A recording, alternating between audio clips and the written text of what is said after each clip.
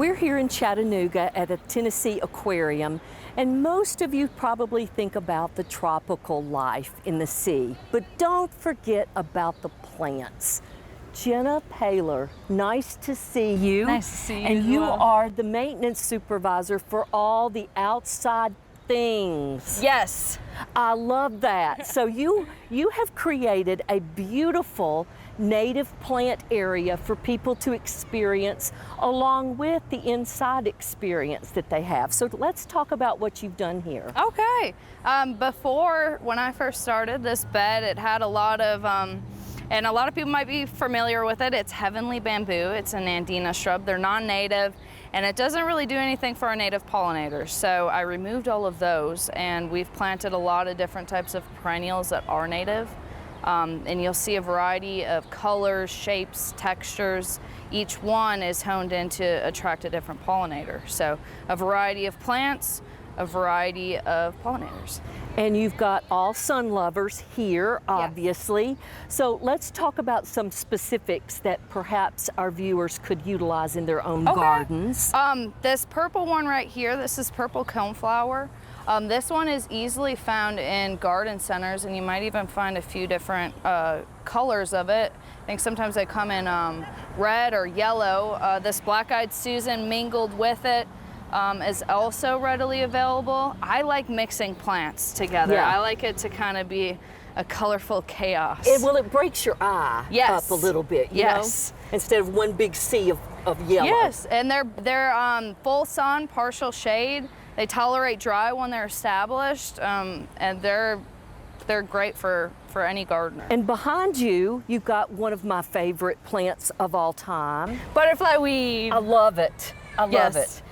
And this one, again, it tolerates the same types of water conditions. Actually, even drier. You can let this one get pretty dry.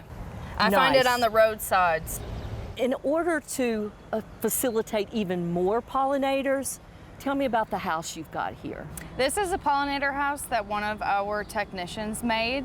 It's got perfectly drilled holes in it to represent that of a carpenter bee that use wood as their nesting sites. And you've got it right here in your garden, and do you see it working?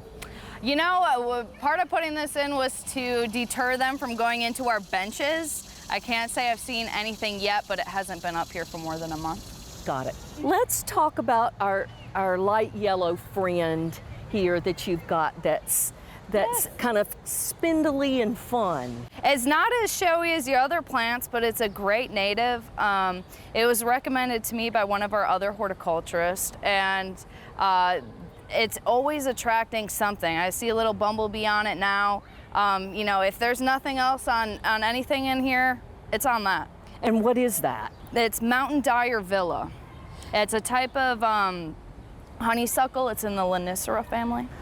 Interesting, because it doesn't look like honeysuckle to me. You know, the flowers are a little bit similar. You'd have to look pretty close, but they kind of have like this cone shape. I like it. Yes. I like it. It's pretty. I believe they smell really good too. And behind it, you've got what little pin cushions. Yes, that's a rattlesnake master. And the flowers there's actually thousands of them. They're really tiny, and they go around that cone. And they'll stay like that all winter. It adds a really cool, interesting aspect to your garden. These are kind of flopped over, but you know, when they stand tall, they're just really cool plants. Does it reseed from that? Yes, I have little babies coming up around it in some areas. And what color are the flowers when it's blooming? They're whitish green. They're not very showy. I mean, your main thing is just these fun, pokey little balls on them. Got it. Yeah, that's why I call them pin cushions, right?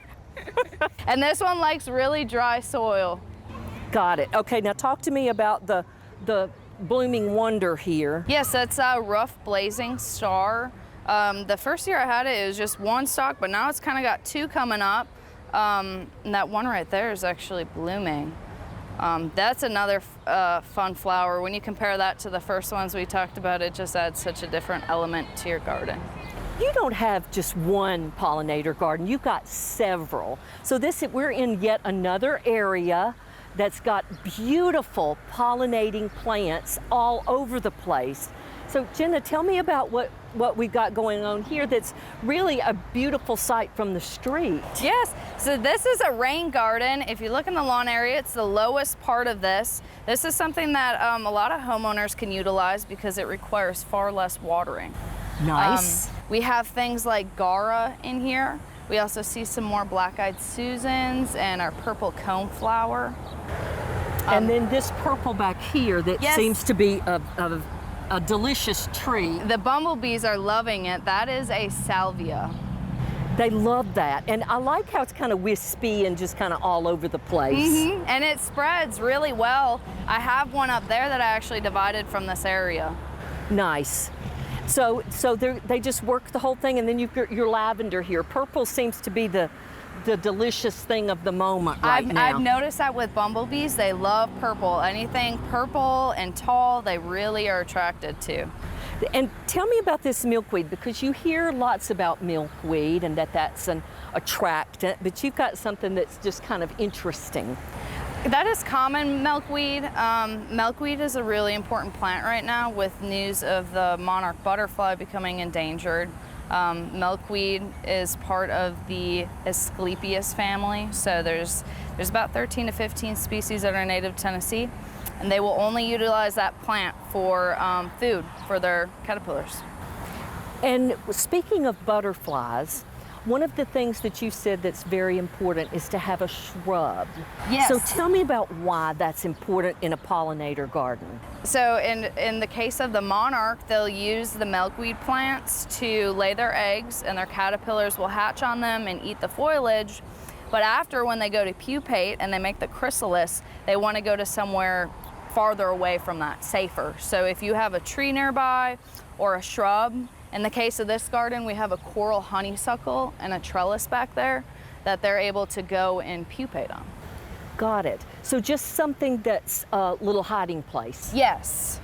And it needs some depth to it. So it's not too close to where but it's far enough Right. away that they feel like they're traveling a little And bit. even ornamental grasses are a good one too. If you don't want to commit to like a bigger woody shrub, you can always just do a grass. So how often does this get watered? Right Because you said now, it's so low. Right. Right now we're getting rain every day, so I haven't manually watered it for a while. Rain gardens, once they're established, you shouldn't really have a need to water them at all. Nice. Unless maybe during very unusual dry periods, but if you're the key is the right plant in the right spot. Pay attention to your plant labels, you'll be good. The master gardeners actually maintain this area. I mean, we help each other out. Right, but, partners. Yeah, we're very lucky to have them volunteer and do this for the city. It's beautiful. In addition to the trellising that you've got, you've also got this wonderful hydrangea. Talk to me about it. This is oak leaf hydrangea, Hydrangea quercifolia. It's a native hydrangea to Tennessee. It's got the white flowers, white panicle flowers in the spring and early summer. And then in the fall, the leaves will turn all sorts of colors, pink, red, yellow. Nice. And so it just keeps attracting them even after the blooms are gone. Yes, it's got a lot of interest to it because it blooms in the spring and then you get that nice fall foliage come October. Is that one plant? You know, that's a good question. It likes to reseed itself, so if I lifted up those bottom ones, you'd probably see 50 underneath there. Got it. They're like a multi-stem shrub. So coming up from the ground, you might have up to 6 main branches that kind of spur off into different directions. So give it some room. Yes. Flowers are everywhere, even at your sign. So you've even got pollinators welcoming people to the aquarium. Jenna, tell us about what you've got here at the entrance. We have the purple flower, which is Stokes aster. The one behind it, the yellow threadleaf coreopsis. And then this one directly in front of us here, this is Tennessee coneflower. It's Echinacea tennesseeanensis. This is actually an endemic species that's only found in Tennessee. It has some slight variations to the purple coneflower that we saw earlier. You'll notice that the petals are a little bit more reflexed and they're a little bit skinnier. The foliage too is kind of hairy and rough and thinner as well. And the stem feels different too. Yes. So interesting. So there's plenty of educational opportunities and pollinator opportunities all over the area. We really appreciate, Jenna, that you have beautified this downtown area and that it's not so concrete. Thank you for doing that. You've done a lovely job, and it's really welcoming to the Tennessee Aquarium. You are very welcome. It is my passion to do so. Love it. If you like gardening, you'll want to subscribe to our channel. Home gardening tips, tips from growers, and lots of plants. Until next time.